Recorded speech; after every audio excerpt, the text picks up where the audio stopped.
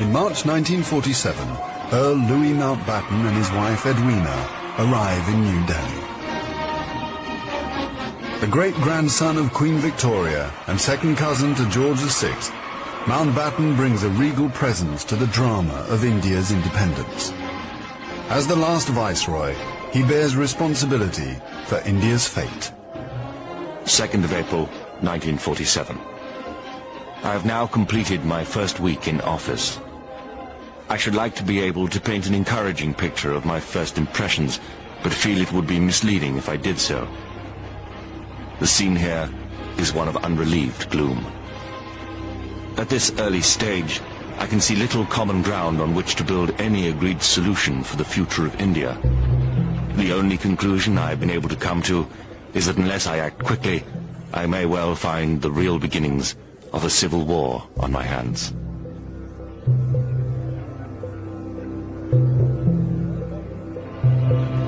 By May, attempts to create a unified India have failed. Gandhi retreats from political life. Muhammad Ali Jinnah, leader of the Muslim League, and Jawaharlal Nehru of the Indian National Congress concede to divide India. Fearing a total loss of control, Mountbatten brings forward the transfer of power to August. Two nations will be created by partition, a secular India and a new homeland for India's Muslims, Pakistan. Nehru addresses the people of India. Long years ago, we made a tryst with destiny, and now the time comes when we shall redeem our pledge.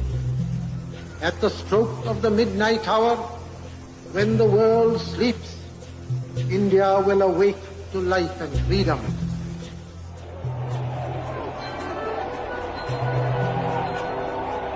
The 15th of August, 1947, the British Empire in India has come to an end. The last viceroy, Louis Mountbatten.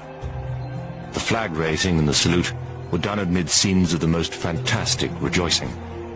And as the flag broke, a brilliant rainbow appeared in the sky, which was taken by the crowd as a good omen.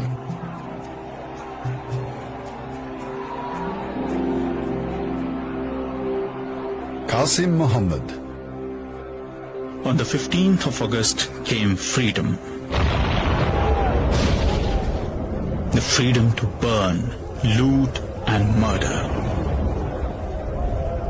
While Delhi and Karachi were celebrating, central Punjab was burning.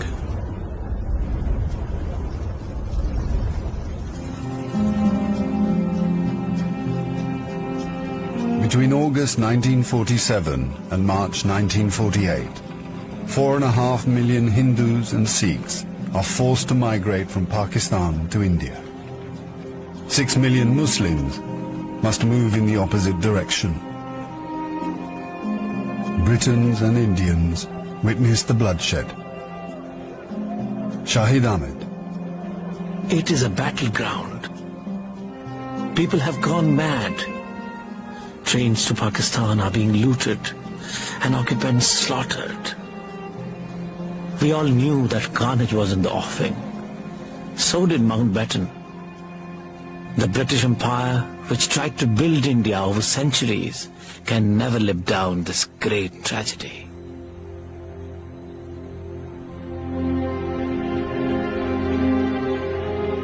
Lieutenant Colonel Hubert Boyd Hudson. The sight from the air was awe-inspiring. In this chaos, millions of refugees were struggling to get to India or Pakistan. Thousands of others were doing their best to prevent them, murdering them by the hundred. But death is nothing.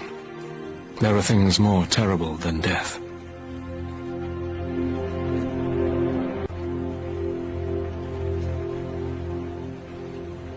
$10 million people are displaced in the partition of India. 1 million are dead.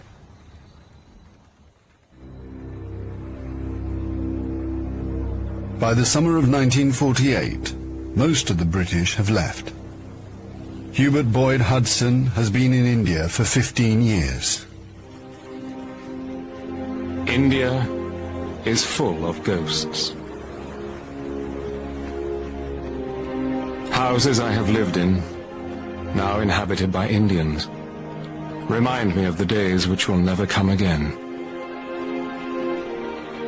When the Viceroy drove past with a cavalry escort in red coats, I have seen the greatness of the British in India. But now it is all ended, and we are the last to leave. The few who are trying to tidy up the mess which the sudden splitting of an old empire has caused. Britain has lost its greatest imperial possession. Mahatma Gandhi once said that if India became free, the rest of the empire would follow. In the next 10 years, the fire of India's independence will spread around the globe, from the Middle East to Africa.